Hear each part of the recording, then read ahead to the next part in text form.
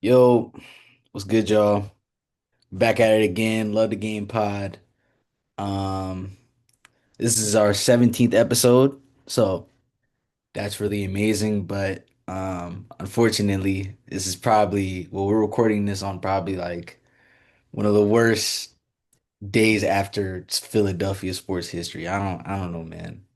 It's kind of crazy. The Phillies lost in the playoffs in a crazy way, and then the Eagles lost to the Giants. So. Yeah, my fault, y'all, if I'm not in the best of spirits, but we love our teams very hard. But yeah, bro. My name is Ray. I'm Marco. Yeah, man. Welcome to Let a Game Co. I wanted to know how you were doing after yesterday before we start really like. Like I gotta say the Phillies loss it really took the punch out of the Eagles game just because my mood Yeah, was already so bad. It was just like, bro. you know what I mean? Like when you're feeling that bad, it's like the Eagles win wouldn't it, like felt as good and the Eagles loss it just didn't hurt as much because I was already just so down. It's like yeah, like it makes my outlook on the season like for the Eagles look way worse. But I just don't think I've ever seen a baseball team lose because the pitcher gets a ground ball back to him and forgets how many outs there are and throws it. Bro. Like I just don't think and as soon as he went to throw it home, I knew he was throwing it away. And like I don't know, he's just never come up big in like a big spot at all. I don't know why we went to him instead of just rocking with Lizardo, but Man, bro. I know Rob really values the lefty righty, but I just don't know why that's the righty you go to. It was just so crazy because like I think I put my head down literally at like one point when I think Shohei was at bat. We walked him, right? Oh yeah, that was I Yeah, was I fine was with that. like, I'm like I don't want to pitch to him either. I was just like, man, bro, it's a lot going on, bro. But yeah, man. That was a tough one. That's Yeah, that the, was a tough one. That was a tough one, bro. the whole November, series was tough October. as a whole. You said what? I said that whole series was tough as a whole. Bro, yeah, bro. October 9th will be a day that I'll remember for a minute. I can't lie, bro. But on some positive vibes, I love the game basketball. WNBA Finals is going on currently. I got the Aces winning. We both thought Minnesota was gonna win the finals. We Yeah, were we were clearly yeah. mistaken. The Um, NBA, I mean the WNBA has a higher yeah, variance than I anticipated. yeah, That bro. rating didn't matter as much as I had thought. Yeah, bro. I mean, before we even like talk about other players, I want to give a big shout out to Aja Wilson winning the MVP award. Now she's like in crazy company. I like she's being mentioned with the likes of Bill Russell, Michael Jordan, LeBron. Um, just being one of the most dominant players in her era. And with this next win potentially tonight, I mean, she's gonna be up there. She might be arguably better than Maya Moore. So it's really cool to see Aja Wilson making history right in front of us. You know what I'm saying? Yeah, you see what she did last game that nobody Yeah. else had ever done. Yeah. I did. I did. Bro, that fried me. They said I it's the did. first player. That's actually kind of crazy. That's a crazy stat. I'm not It's gonna crazy. lie. I've I never don't think seen, anybody else is ever going to do that either, unless she dude. I does it don't. again. I don't think anyone's gonna do that ever, bro. It was probably something we would forget if it was just a regular season On game winner, God. but to put your team up 3-0 in the finals, that's On God. And on top of that, bro, like her stat line was fire too. She had 34 points, 4 assists, and 14 boards. So like, I mean, she was doing everything out there. Like minus like facilitating, but she was, doing the things that she had to do. You know what I'm saying? yeah, she's been hooping for sure. Yeah. Um, on other news, we're Sixers fans. They might be the only team that we got left, man. They might be the only team that we got left. But it was reported that Jared McCain will be out with a UCL injury. Since you're a rising medical student, I wanted to like kind of get your perspective on it. What do you think about this injury in general? Like, where do you think, or how do you also think this might impact the Sixers this season? I mean, he might only miss like 5 games. Like, I'm glad he opted for the surgery instead of like trying to be there open at night, just because the uh like the data shows that people who opt for surgeries like don't really see a drop off in their game when they come back. Like maybe you come back a little bit rusty, but it's not really going to be something that hinders them all season because he opted for the surgery. And yeah, I just hope it's a quick recovery. I hope that the timeline is true and he only does miss like the first 2 weeks and missing 2 weeks and then we're 2 to 4 weeks, and in the NBA that like works out to only being around 5 games if it is the 2 weeks. So hopefully it's just Yeah. that. Hopefully he's back. Yeah, I think our plan is probably to use him off the bench anyway, and that is super important. But hopefully coming into the season, our we can get contributions from elsewhere and win some games to start off the year, and then when he comes back, it's just like an extra boost to the team that's already doing well. But yeah, prayers to him, one of my favorite players in the league. Could definitely see him actually becoming my favorite player in the league one day if he continues on his trajectory. I think the Mhm. world of him as a player. So Mm. I would love to see him back out there. And it did hurt to see that we're gonna be missing him for at least a couple Yeah, games. bro. Yeah, it definitely hurt, you know. Shout out to Jared McCain. I was devastated in class. After a couple weeks, I've like had time to cope with it now. But when I first got the news on my phone, like, bro, you gotta be kidding me, bro. I Bro. also thought it was just like his UC. I didn't realize it was his thumb at first. I thought it was like UCL up here, like where the players get Tommy John. Like, dude, are Word. you kidding me, bro? Like, how does that even happen? But it was like, okay, somebody just like hurt the ligaments in his thumb, and it wasn't as bad as I thought it was gonna be. So, all right, Bro. I was like a little bit relieved to see that. This episode, next episode, we're gonna be ranking the standings. I didn't put down a record. I just kind of Oh, I didn't do records either. That yeah, would have just been way too hard. yeah, so I was just like, you know what? I'm gonna give some solid points as to why I think this. Hmm. You Um, want to do East or West first? I had a hard time with the East. I had an um, easier time with the West. I had a hard time with both, bro. Just because this is my first one, like doing it, I guess for the Hmm. pod, I might have been overthinking it. I actually might write an article for y'all who are tapped into my Substack, tap into that. But yeah, I had a couple difficulties. We can go east first though. We can go east. Okay. We can go 15. We can go at 15. Um, It, wait, you my bad. want You go first. You go first. okay, at 15, I have the Brooklyn Nets. I also had the Nets at 15. Yeah. I thought that last year they were a pretty bad team. I thought that their start to the year was nice, and they traded away the players who were doing that, like Dennis Schroeder, Yeah, that were keeping them afloat at the beginning of the year. And at the end of the year, they were like really stinky. I think this year, like Michael Porter Jr., I think he's a good basketball player. I don't think he's a guy that's really going to like create his own shot or anything like that to a high level to like elevate the team. And I think a lot of Cam Thomas is an offensive talent. But I also think very little of him as a defensive talent. And the team has really no incentive to play him while he's playing on the qualifying offer. So I would expect them to not really want to win many basketball games and want to develop their 5 rookies, who I don't yeah, think very high of any of those 5, if I'm being honest with you. So I just think there's a lot of youth there. No real reason for them to win as a like organization, and like no real reason for them to play good players other than Michael Porter Jr. Um, yeah, I mean, I'm sure they will play Cam Thomas just because I just don't see them like holding Cam Thomas and sitting him on the bench like all the time just because. But I don't really think they're like that highly of their roster. Um, I think that Jordy Fernandez is a really good coach. I think he'll be out there trying to win games. But I think with the talent he has, it's just not going to happen. And I yeah. I think mean, the organization is okay with that. And if I was the organization, I would be okay with that too because they need to draft a star. yeah. No, I think you hit every nail on the head perfectly. A couple reasons why I thought they were going to be in 15th, mainly because they have Michael Porter Jr. and Nick Claxton. MPJ felt like a salary dump, and I think they're going to be in position to probably trade those guys later on, like if not this year, maybe next year. Um, Also, like their assortment of random young players, Drew Timmy, that's someone who I figured out who was a player on the Nets last year. Zaire Williams is another one. They still have Daron Sharp, if I'm not mistaken. I Um, think you're right. so yeah, and it also feels like this is what their like second, third rebuild in like a I couple watched so many years. Nets games last year rooting for them to win just so we could like have better odds than them in the draft. Like Yeah. I'd watched a disgusting amount of Nets games, bro. They're Yeah, I feel like they're always in a position to rebuild. So this is the main reason why I have them at 15th. At 14, I got the Wizards, bro. yeah, me too. All Me right, too. Do you want to okay. go first for this one? Yeah, yeah, yeah, yeah. So, um, I do think that there might be some bad Wizards propaganda out right now because I really genuinely believe that they have a great young core.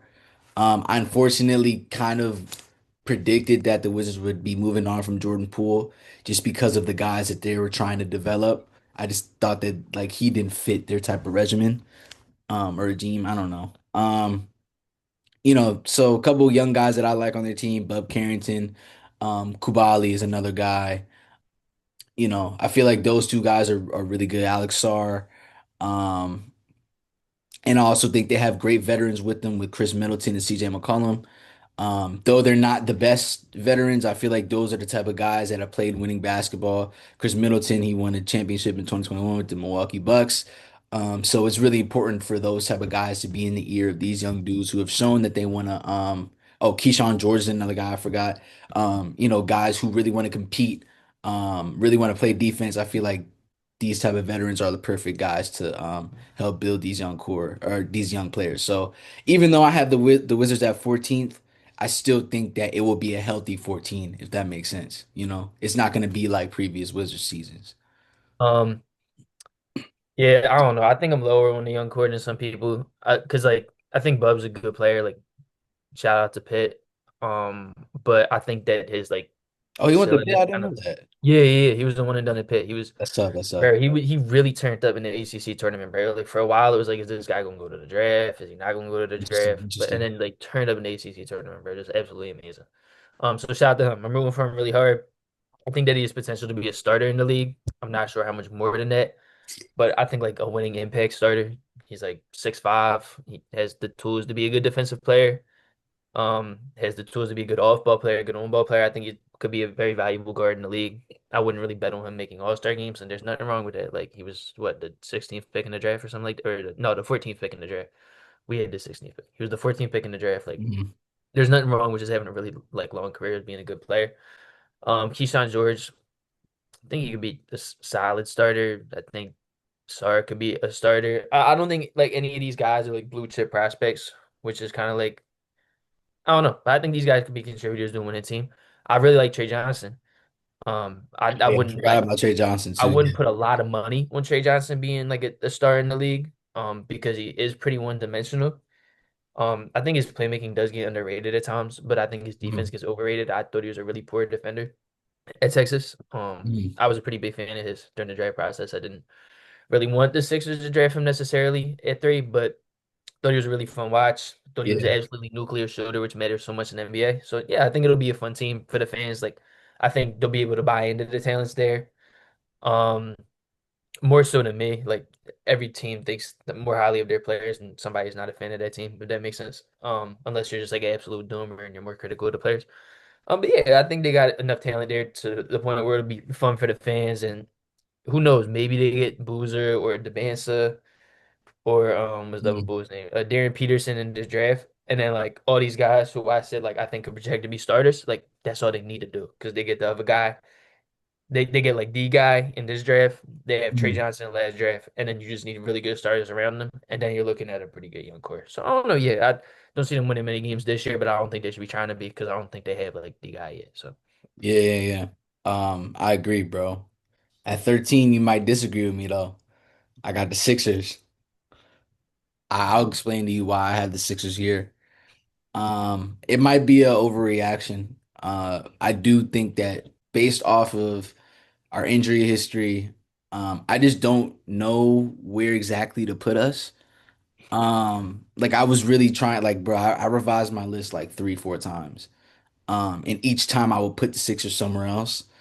Um, so I don't know, like I think also based off of how we looked against the Knicks, we're playing the same type of basketball that I don't like how we play.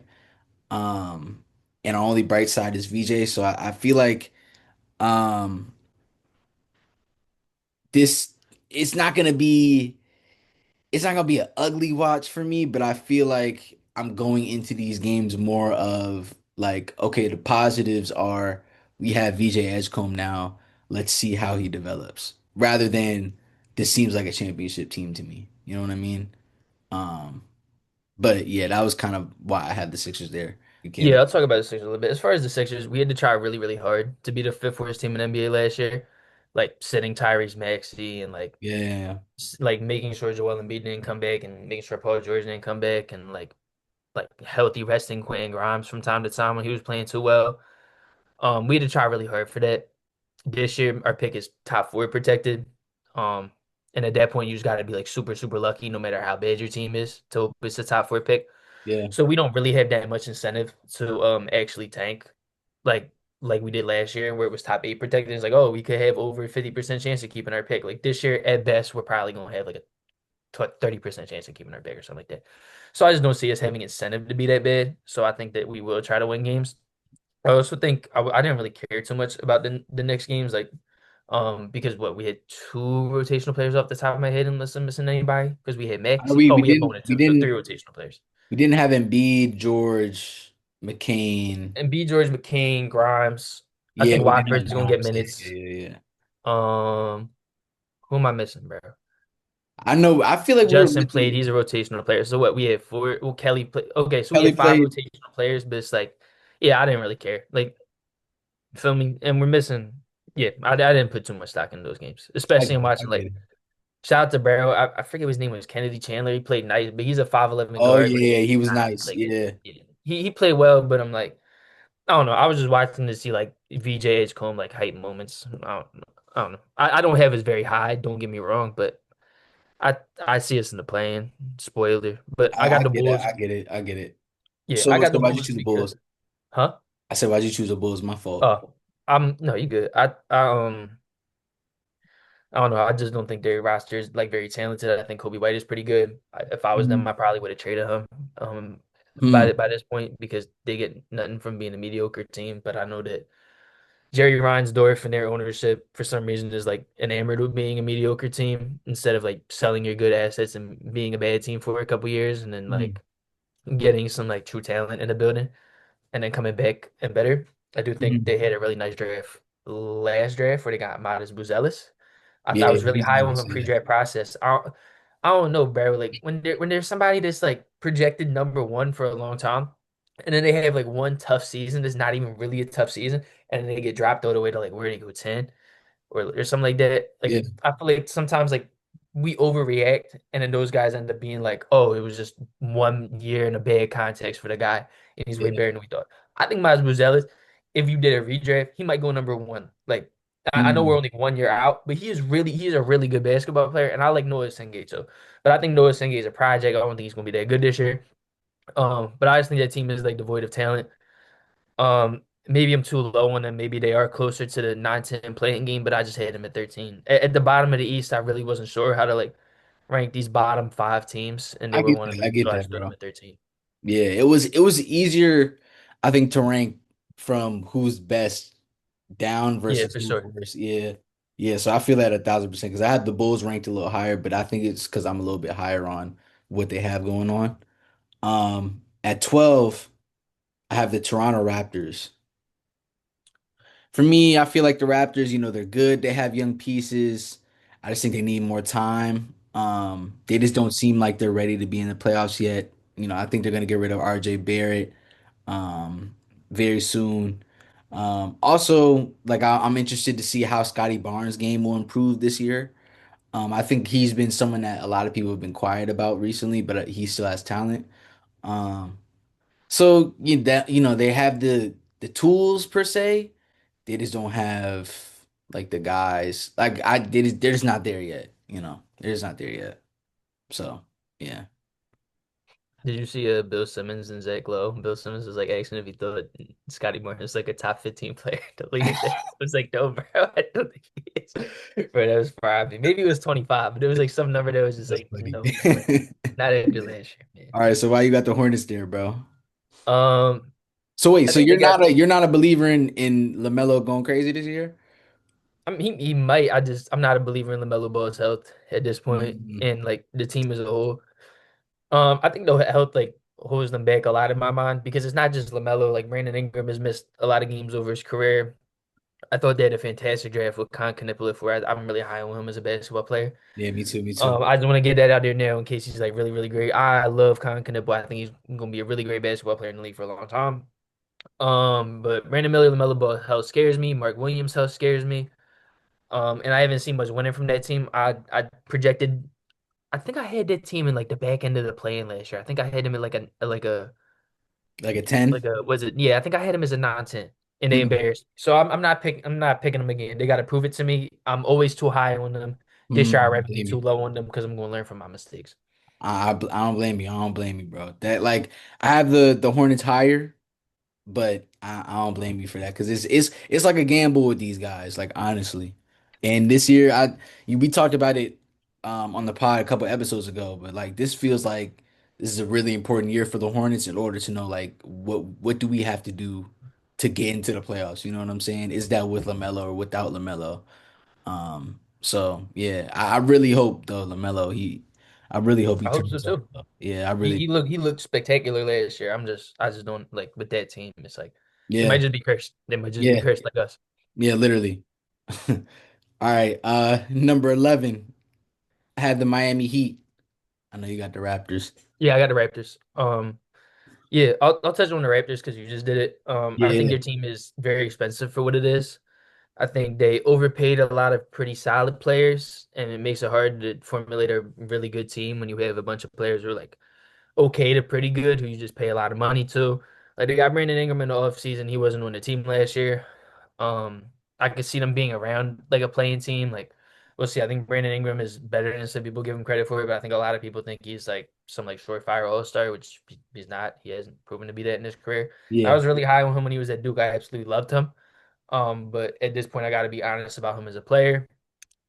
Scotty Barnes, yeah, we'll say this is a really big year for Scotty Barnes. He's had some really promising years, and some other years it's like we got to pump the brakes on him a little bit. So I'm excited to see that. RJ Barrett, I agree that they will definitely look to move him this year. I just don't know with his contract. I'm not a huge RJ Barrett guy at this point in his career. yeah. Not a huge Emmanuel Quickly guy in his career. I don't know. Raptors fans think a lot of people like disrespect their team. That is it like really funny? Like on Twitter, it's like somebody was like it was like the Raptors are like I think it was Kenny Beaton was like the Raptors are really mid and like really expensive. And then somebody like Raptors fan in the comments unironically was like, no, we just have all the most disrespected players in the NBA. I'm like, all right, bro. Like, do you really believe that? You really believe you have all the most disrespected players in the NBA, or do you think your front office just took on like too many bad contracts? Like, That's hilarious. That's yeah, hilarious. but it surprised me. Yeah, I Yeah. mean, I think their roster's okay. I guess definitely see them being a playing team. I just wouldn't project them to be a playing team if I Mm. was like doing this. Yeah. What I about you mean, for the Heat? so like for the Heat, bro, I feel like I've just been kind of like similar to you with the Hornets. Like I feel like they've been underselling me for a couple years, even with Jimmy Butler. Like I felt like they would be a lot better in terms of seeding than they've always been. They've always been in between like the 7 and 10 seeds, always playing in the play-in. We literally played them in the 2024 playing game, like the Sixers and the Heat, excuse me. For me, I feel like this is a year where the Heat need to decide like if Bam or Tyler here, like I feel like they kind of have to choose between one or the other. Because this iteration of the Heat right now, for me, it doesn't really work. You know, Khalil Ware is on a tear. He might have a great sophomore season coming up. I'm really high. I love that. I love the shout out. Yeah. I got to say, I love the shout out. I think he's a really good player. I think he would go pretty high in the redraft too. Yeah, yeah. I'm really high on him. I'm hopeful that the Heat try to build around him because he got the talent, but since it's the Miami Heat, the question is will they? And because if the question is will they, they're probably gonna be around that 8 to 10 seed range again. So that's why I have them there. I don't know if you like are like, well, you probably have them higher, but yeah, that's why I have them at 11. I actually only have them at 10, so Okay, all right, there's a that's reason perfect. why. All right, so we'll go into 10, bro. You If I was the Heat, I'd probably stay put this year just to see like what we got with Khalil Ware and to see if he can play with Bam Adebayo. If he can't, I think like Khalil Ware and Tyler Hero with like a lot of cap space is a nice starting point. I also think Bam Adebayo probably has more trade value than Tyler Hero, if I was to hmm guess. I think Tyler Hero's archetype of player is like more undervalued, and I think Tyler Hero's coming off a really nice year. But yeah, I still think Bam would have higher trade value.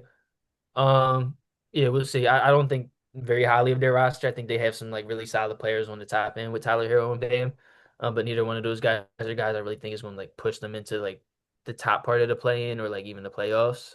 Um, but yeah, I expect them to be a playing team. I think they have enough talent there. And I'm excited to watch Khalil Ware play. I think the motor is a real concern, but I think the talent is off the charts there. And he was a guy I would bet on to be a really good player. if the work ethic comes along with maturity. Well, no, I shouldn't say work ethic because I don't know him if the motor comes along with maturity. Mm. But yeah, he's looked really good in the preseason so far, with a good game against Wemby. I just think of floor space and a player spaces the floor that well, can put the ball on the floor and can play the level of defense that he does. I don't know. I just don't see him failing in the league. I think he'll be a good player, not only not fail. I had the Bucks at 10. I feel like this is where it starts to get a little juicy. Um, I just don't think they have the right roster to compete with Giannis. I think Miles Turner is like, yeah, it's a step in the right direction, but it's almost like putting a band-aid on like a leak. You know what I'm saying? Like I think there's a lot more problems that are going on than just your problem with depth at center. I don't necessarily believe that Kevin Porter Jr. is a great second option. Or well, I mean, I don't know if he's gonna be the second option between him and Miles Turner, but I don't think he's a great lead guard if you're trying to win a championship. He might be a great six man. I don't think he's a great lead guard if you're trying to get there. Another question that I have is like, is Giannis gonna want to still continue to be in Milwaukee? You have all these rumors coming around where Giannis is like, or where people are saying that Giannis is trying to go to New York or Giannis is trying to go to Golden State. And maybe that's just kind of like the Milwaukee propaganda machine going on, you know what I'm saying? But or like the anti-Milwaukee propaganda, excuse me. Hmm. But it's definitely like I see why there's a lot of concern because if I'm in Giannis's shoes, I'm probably asking questions of what is the future of, this team, and where do I fit in? Hmm. Yeah, that's why I have the Bucks at 10. Yeah, Yeah, I mean the trade stuff. I would be more inclined to believe it if it wasn't the Knicks. I feel like we see something every year with like, oh, Joel Embiid might be traded to the Knicks. Like, I don't yeah, is okay. like and also like I don't think the Knicks had the proper assets to trade for Giannis unless it's like a three-team deal and they're Yeah, sending out like the OG cat. and Anunoby somewhere else. Like, Yeah, or Cat somewhere else. And they're getting draft picks that are getting like sent to Milwaukee. I don't know. It's weird. It would be complicated. I think Milwaukee would just be better off sending him to like what the Hawks just got the Pelicans pick or something like that. Like if the Hawks were like, oh, we'll give you Jalen Johnson that pick yeah, nine, or right? nine. Yeah, Yeah. All I right. got the Pacers. Okay, that's not bad. That's not bad. All right, you can touch on why you got the Pacers there. Yeah, I think they got some nice talent, but I think missing Halliburton and missing Miles Turner is going to be a lot for them to overcome. Wouldn't be surprised if they trade OG Toppin either. Obi Toppin either. This is the last year on his contract. Oh yeah. Yeah. And they just traded for their pick back in like during the finals last year. Yeah, So yeah, yeah, yeah, I think we know what time it is for them if yeah. it's Yeah. like not going great. So I wouldn't be surprised if they trade him. I think Pascal Siakam is a really great player. I don't think he's somebody that I trust as like a number one option to like propel his team into the playoff single handedly. I think he Yeah. could propel his team into the play-in. And I think Nemhard and Neesmith are good players, but I'm a little bit more skeptical about Nemhard, I would say, because his numbers when Tyrese Halliburton was not there do take a hit. So I do think he's a really good Okay. player, and I think he will Okay. figure it out eventually this season. But I'm not one of those people that's like dark horse all-star candidate Andrew Nemhard. I'm more like good player could like show signs of being a reliable starter, or like a reliable creator with Halliburton out. But this is a team I would think that we'll see more likely in the play-in than the playoffs. But at 9, I have the Hornets. Mainly, like I might be selling them a little too high, kind of like how you were last year. I really love that Con Canupa pick. I love all the other rookies that they drafted because they fit the needs that Oh yeah. the Hornets need. I feel like this is a new kind of era of, how the Hornets were when we were growing up. They'd just be doing anything. Like if like post Kemba, like you'd see them go viral for like the wrong reasons. You know what I'm saying? So I think this new era of Charlotte, I think they're trying to be like, look, we're trying to actually, be tough, be respected because for the most part, the Hornets don't have a crazy legacy. Their only legacy is the Bobcats. You feel me? And to kind of step away from that, kind of try to step into this new direction of trying to win. It all kind of falls on LaMelo at this point. And even though LaMelo, I love LaMelo, he just has to stay healthy in order for them to even have a shot. Because I want to see him in the playoffs. I want to see what he can do. Um, and I think he'll only grow from that point if he can get to that point. So I know it's a lot of ifs or buts. feel like the Hornets have a solid group of young guys. I love the Colin Sexton pickup as well. Um, so yeah, that's why I have them at 9. 8. And I have us. I Okay, got the okay, Sixers. okay. I have the Bulls, and you can tell me why you got the Sixers, bro. You can go first. So I think 8 is a first of all, I do think we will be in this range, but I also think this is a good way of like hedging my bets, I should say. Because if we really do suck, if we're really just horrible and we can't get healthy or something like that, and we are out of the play in, I don't look stupid for having us in the playoffs. And if like somehow we get like a miracle 50 games from Embiid and like a miracle like 60 something games from Paul George, Tyrese Maxey's an all NBA player, VJ Edgecombe is first team all rookie, and Jared McCain is like sixth man of the year, and we're the 3 seed or something like crazy like that.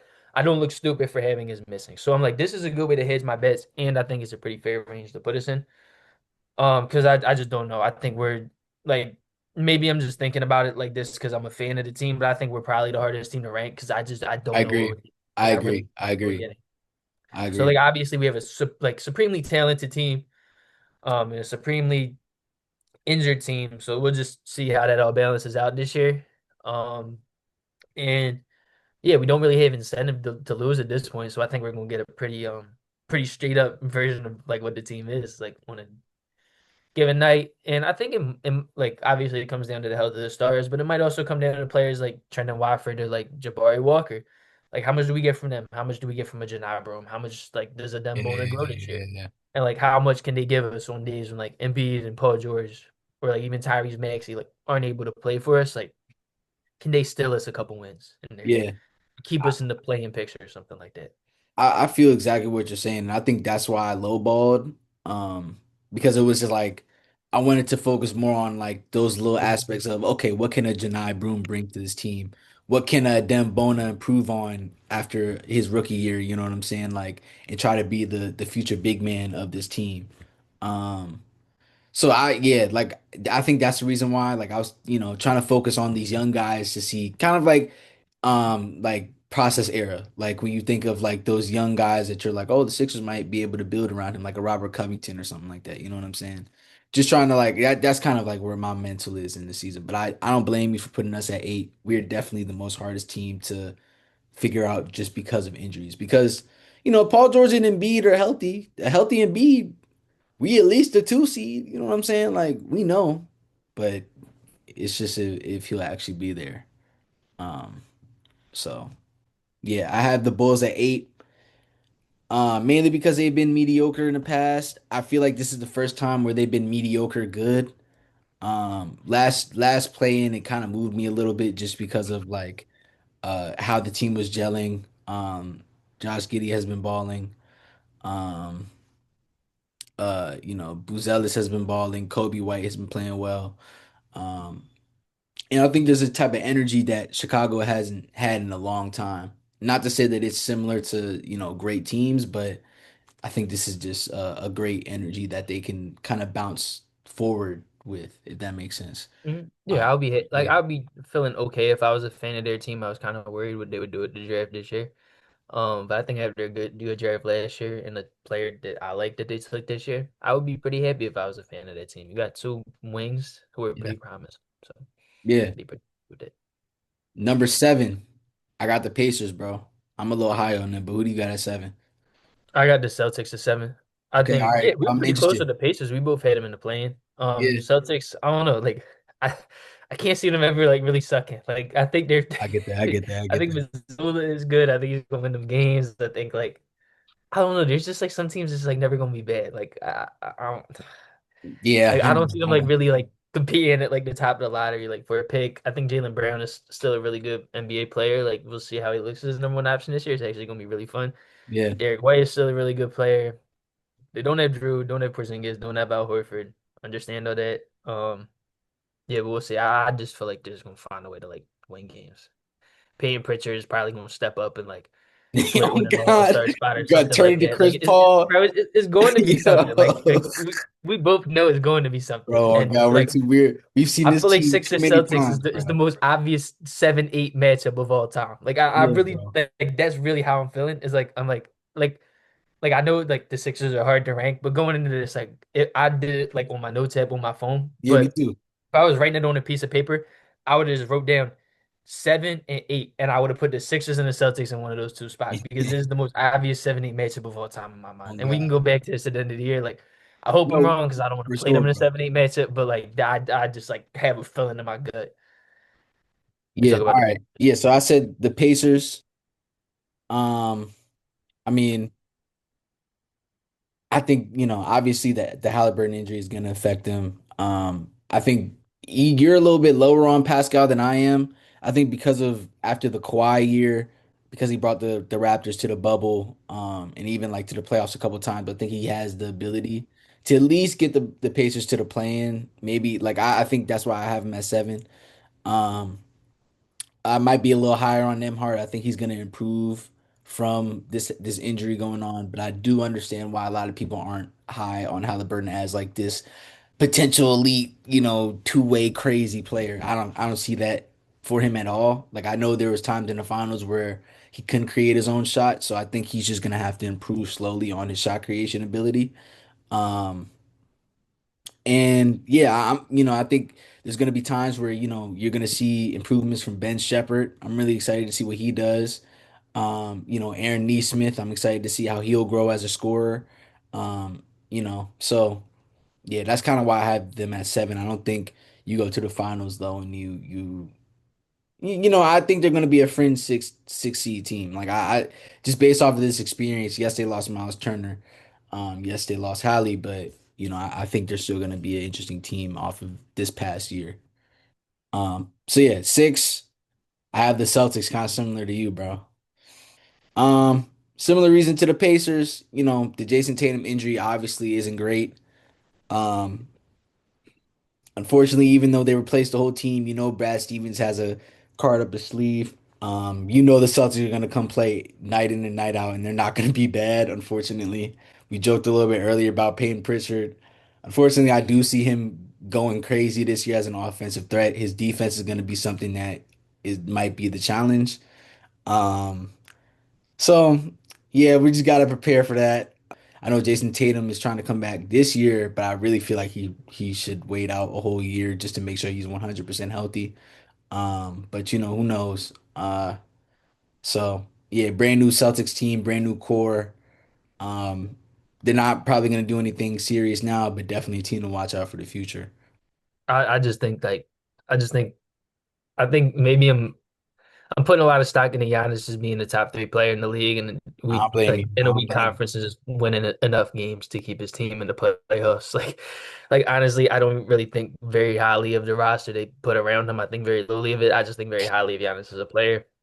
you. I Yeah, think he just drags the 6 seed, like more so than like yeah. And I trust his health enough to like he's not like Iron Man to the point where he's playing like 75, 80 games a year, but he'll play over 65, maybe he plays 70. yeah, And I think he'll find a way to drag the Bucks into the playoffs. Not even maybe the play-in.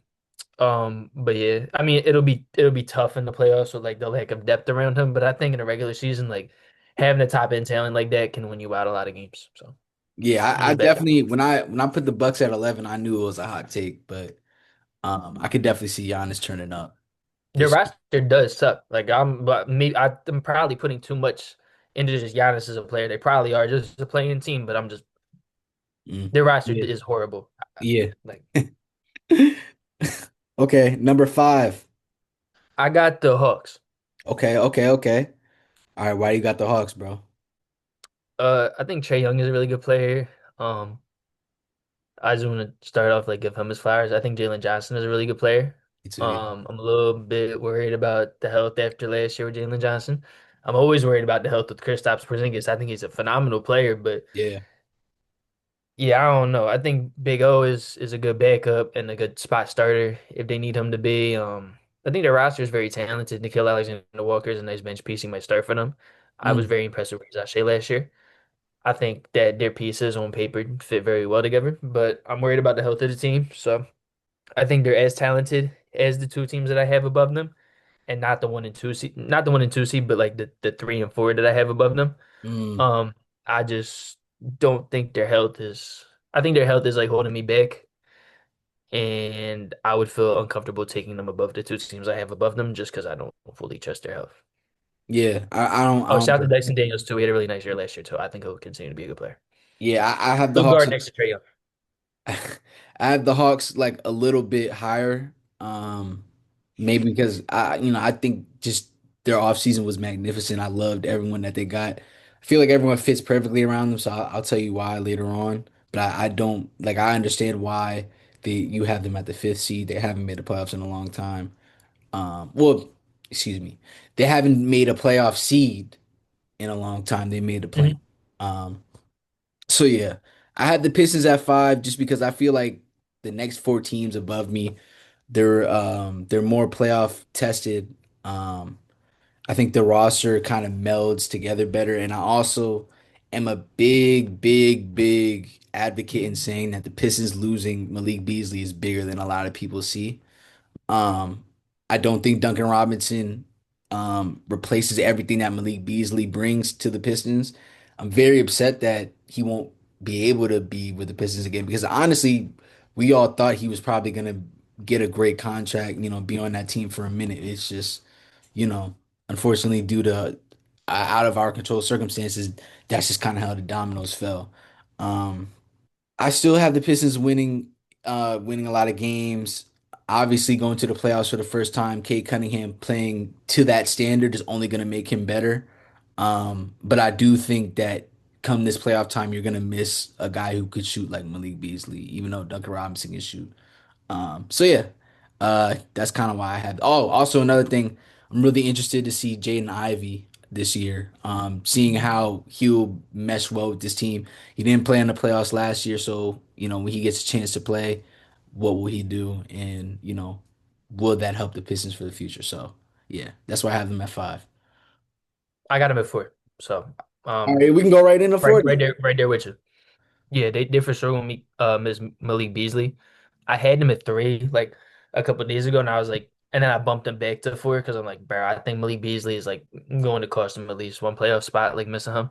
Yeah, yeah. But you mentioned Jaden Ivey. I love you giving him a shout out. I was pretty impressed with his play last year before he went down with an injury. I think having him back is really going to help the team. More than some people realize. And I'm drinking the Kool-Aid with a Star Thompson, bro.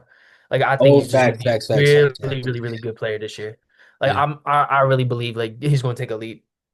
I know like maybe I'm falling for the training camp reports, but I've always been really high on Asar, especially and saying like I think he's like going to be close to a Ben Thompson. Like I don't think he's gonna be like a dramatically worse player than a man.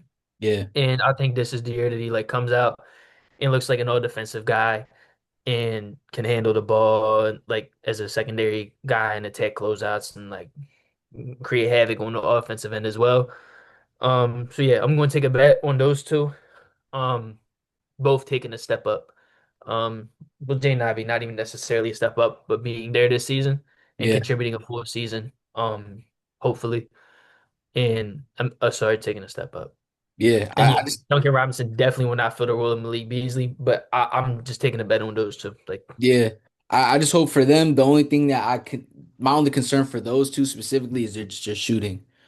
Um, mhm. that's Yeah, mainly it. But the athleticism is there, the defensive intensity is there.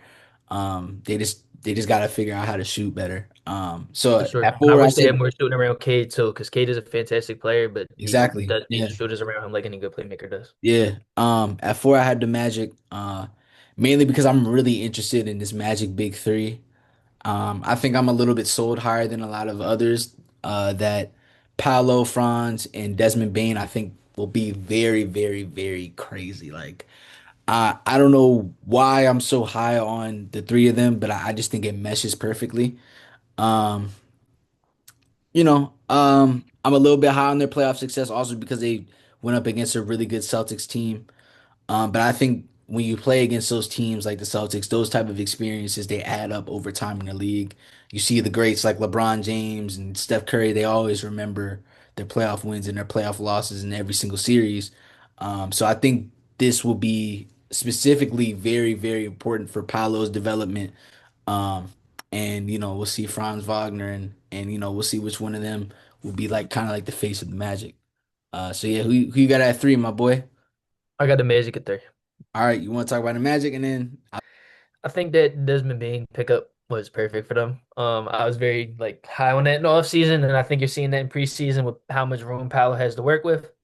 I know the advanced analytics have not loved Paolo in the past, and I've been a little bit higher than the advanced stats and a little bit lower than some people who would just like watch Paolo like on like a free Dawkins tape and be like, "Oh, Paolo is like the top five player in the league," or like whatever like Paolo like lovers would say. I like yeah, Paolo as a player. Like I think that a blind spot in analytics is team context because no matter how much you try to adjust for the talent of teammates, it's hard to adjust for like the spacing on the floor that a player has to work with and stuff like that. So I think like even just adding Desmond Bain alone, who just shoot anywhere from 41 to 43% from three, no matter what team context you put him in, because he's just so good off the catch and off the mm, dribble. I think that really is just going to unlock the floor for Paolo. Still questions about his fit with Franz. Um, Two wings who like are neither one of them are really good shooters. yeah, very ball Hopefully one of dominant. them takes a jump into being a good shooter this year. Like, I don't know, maybe one of them shoots 36% from three and is like 38 off the catch. That would be absolutely amazing for both of them if one of them could do that. My bet is Paolo is more likely to do that than Franz because Franz has had years where he shoots under 30% from three Mm, and it just gets kind of yucky. But I think both of them are really good players in their own right. I think Desmond Bain is a perfect connecting piece between the two. me too. And Yeah. I think we can see Paolo take a leap similar to what we saw Cade take last year, where we see a player who we know is a star, but we're questioning how much they impact winning at a high level, take a step into being like, wow, this is a top 10 player in the league who can like truly lead a team. I think we Mm. could see that type of jump this year. Yeah, I mean, I'm hopeful that Paolo really takes that jump as like one of the best players in the league. Um, so yeah, the reason why I have the Hawks. I'm just really high on their offseason moves. I loved everyone that they picked up. Yes, KP has questionable injury history, but I think that's the type of person that you need to play with a Zach Shea and a Trey Young. You got Nikhil Alexander Walker adding more defensive depth with Dyson Daniels. You got Jalen Johnson coming back from injury. He had a really good season last year. You also have Onyeka Okongwu, who I think is a really good center, very solid piece. Um, I just really love how they decided to choose length in shooting to play with Trey Young. Trey Young, he obviously is the smallest guy usually on the court, so he could be exposed defensively. And now you have other players that can really cover Trey Young when necessary. You might even be able to play. You might be able, excuse me, you might be able to get away with the lineup like Trey Young, Nikhil, Dyson Daniels, and Jalen Johnson and Kristaps or Ricochet, whoever is out at the time. You know what I'm saying? Like there's so much defensive versatility. There's also a lot of offensive versatility, and I think Trey Young thrives off of that. So I think you could see the Hawks really try to compete for a title this year. I'm really high on that, honestly. Yeah, I would love a Hawks Magic playoff series. Like just hearing you talk about it, like just making me think that those would be like two really fun constructed teams to watch face off in a playoff context. Yeah, yeah, So then I'm sure we got the same one and two. yeah. I don't know what order you have them in. I got the Knicks at two. Ooh, okay. I got the Cavs at two. Got the Okay. Knicks at one. But we okay, do you wanna okay. We'll make our cases to why we have our teams at two and then why our teams are at one. So why Yeah, why I you mean, got the Knicks at two, bro? I think that these two teams are just in a tier of their own in the East. I agree, I yeah. kind of just went with a repeat of last year. I think Jalen Brunson is probably the best player between the two teams. I think he's like a little bit better than Donovan Mitchell and a little bit better than Evan Mobley as well. Um, trust their depth a little bit less. I know people say that like this is a relatively deep Knicks teams for as far as like Knicks teams have. Yeah. But I don't think I'm the biggest Mikal Bridges fan. I don't think I'm the I don't biggest know. Karl Yeah. Anthony Towns fan. I hope they move him back to power forward. I wanted them to do that last year. I Mm, would love if Mitchell Robinson could start next to him. That might make me rethink this one and two. And I know that there are rumors of that happening. Unfortunately, the rumors of that happening are likely because Josh Hart is playing with an injury right now, yeah. which I think is like not a good sign for them either. Um, I also just think I'll touch on the Cavs a little bit too, just so we can get right into the West. I think the Cavs are just like a powerhouse too. I think it's been pretty unfortunate how it's turned out for them in the postseason, but in the regular season, they've been like undeniably a really great team year in and year out. I really trust Donovan Mitchell and Darius Garland. to like facilitate the pace of the game. Yeah.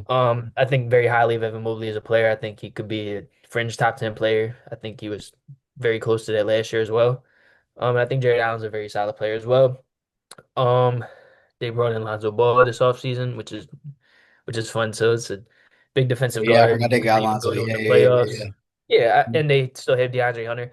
Like I just think the world of the Cavs. I really hope they stay healthy this year in the playoffs because it was really tough to watch people dog Darius Garland the way he did Yeah. after like missing multiple games with an injury that he needed surgery for in the offseason as a small shifty guard.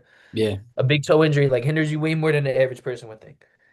And Evan Mobley as well, like French top 10 player, you're missing him for a lot of playoff series as well. Like, I don't know. I just hope they stay healthy because I think a lot of narrative surrounding them, it would make me really mad if I was a Cavs fan.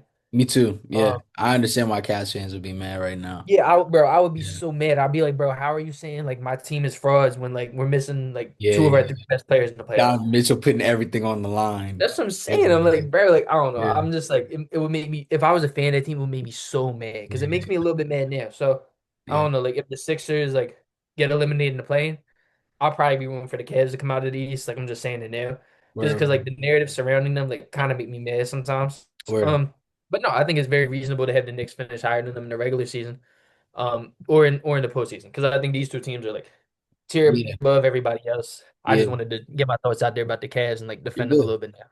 Yeah, you're good. I'll piggyback off of you. Like, I thought these two teams were kind of like in the upper echelon of themselves. I'm gonna throw the Hawks in there like as like a little brother because of just like the type of guys that they have. I think Nikhil Alexander and Kristaps Porzingis, um, they provide a lot more playoff experience than I think a lot of people will realize. But we'll see. What time will tell. However, I got the Cavs at 2. Mainly because I think a lot of teams now understand that the Cavs are legit. I don't think they're gonna have like the ultra historic year that they had last year, but I do think individually and as a team, this team will be a lot better. We talk about Evan Mobley. I think he's gonna have a crazy leap. I saw like there's a couple photos that look like he's really been in the gym, like working on like just getting bigger. You know what I'm saying? So I expect him to have a crazier season. I expect Garland to respond to all that negativity with some craziness. Because yeah, like I think Darius Garland is one of the better point guards in the league. It's just, he's overshadowed because of Donovan Mitchell. And I know Donovan Mitchell is probably upset because he's tired of dropping 40 points and then everybody else somehow decides or everyone else just, doesn't contribute. You know what I'm saying? So the Lonzo Ball piece I think was really important. I love that the Cavs kind of kept the continuity the same because they know that they have a great continuity and they can be a great team. It's just their only problem is health. So yeah, I'm very high on them. Honestly, this might be a little controversial. I don't have the Knicks coming out of the East this year. Um, I love everybody that they got. I think it's a great um, bench to have. It's the first Knicks bench with the Jalen Brunson team in a long time. Um, The only reason why I think the Knicks will lose, bro, it might be kind of like people in the comments might be like, bro, you're kind of saying anything. But like I feel like MSG is its own entity of itself, bro. Like as much as it's almost like the Lincoln Financial Field, bro. It's like the winning and losing factor within a Knicks game because like MSG is so iconic. I think you'll see players try to rise up to that moment. For example, a Tyrese Halliburton, you know what I'm saying? Um, I feel like just because of how iconic it is, players tend to try to have the games of their lives in those arenas. So if there's a game 7 in MSG, excuse me, I'm probably going for the team other than the Knicks because of how iconic MSG is. But I still think the Knicks are going to be really good. Um, it's gonna take a lot to take them down because they've addressed a lot of their problems. They added more offensive depth and they've added some defensive help. Um, so yeah, it'll be really interesting to see how far this team will go next year. And this is without any trades either. So this will probably be part 2 of like a 2-part podcast episode. So right now we're on the Western Conference side of it. Number 15.